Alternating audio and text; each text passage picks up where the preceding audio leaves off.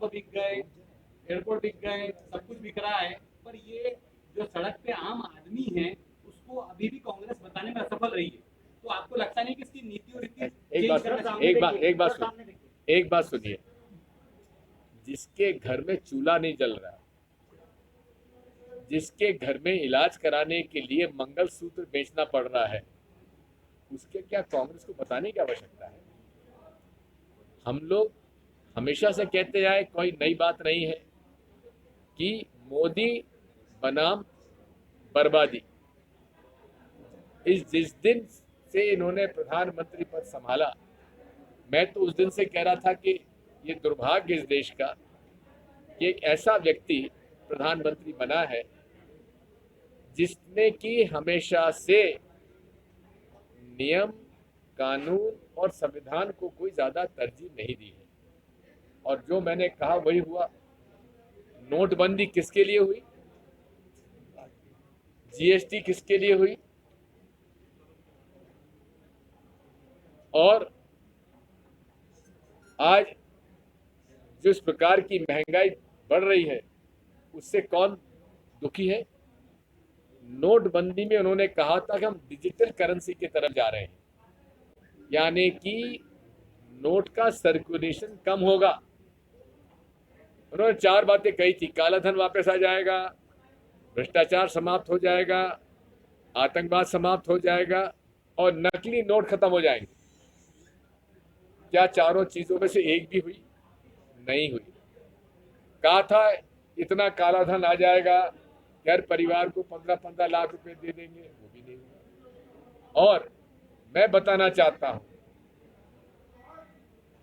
2016 में जो नोटबंदी हुई उस समय 18 लाख करोड़ का की करेंसी सर्कुलेशन में थी, उसके नोट सर्कुलेशन में थे। अगर डिजिटल ट्रांजैक्शन बढ़ते तो करेंसी कम होती। आज आरबीआई के रिकॉर्ड बताते हैं कि वही करेंसी बढ़कर मार्केट में 27 लाख करोड़ हो चुकी है। ये 9 लाख करोड़ नए नोट आए कहां से? उसका जवाब कोई देता नहीं है।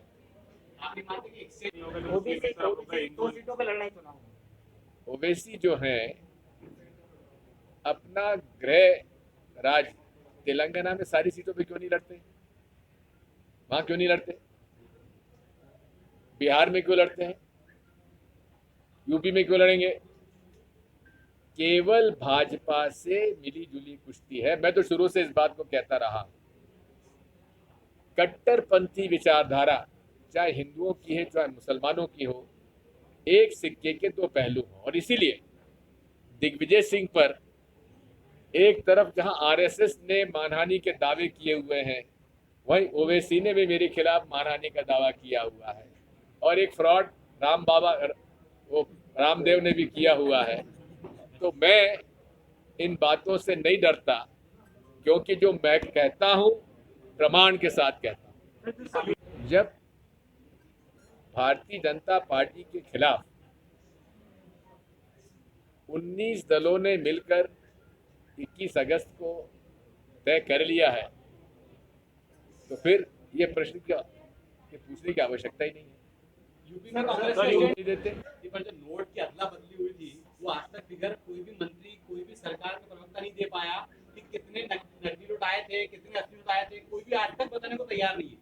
भारतीय जनता पार्टी के वरिष्ठ नेता नकली नोटों के धंधे में शामिल रहे हैं, मैं इस बात को कह सकता हूं।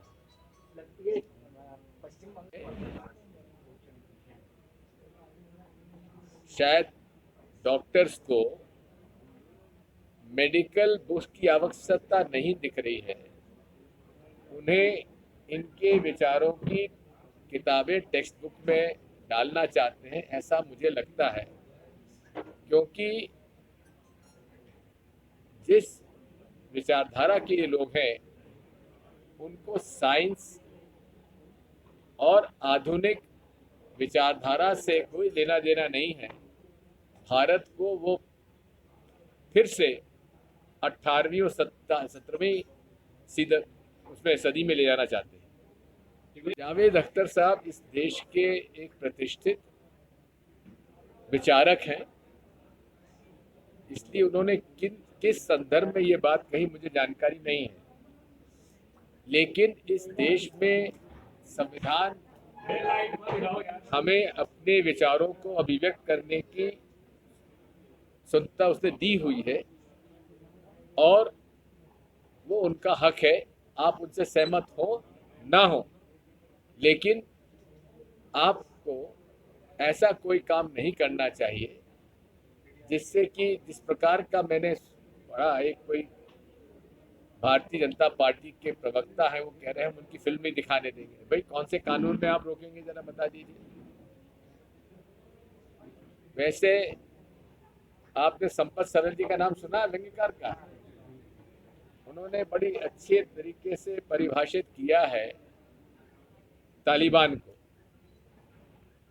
एक इक्वेशन दिया है, राजनीति प्लस धर्म is equal to Taliban. Khargone में जो घटना हुई है,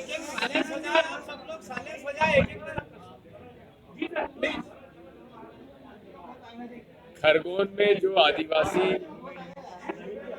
परिवारों पर डंडे बरसाए गए, अश्रु गैस छोड़ी गई, पूरे प्रदेश में आदिवासियों के खिलाफ